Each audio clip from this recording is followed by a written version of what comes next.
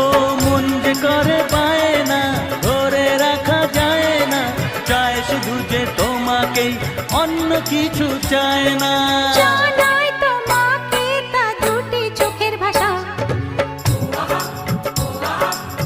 এই তো ভালোবাসা।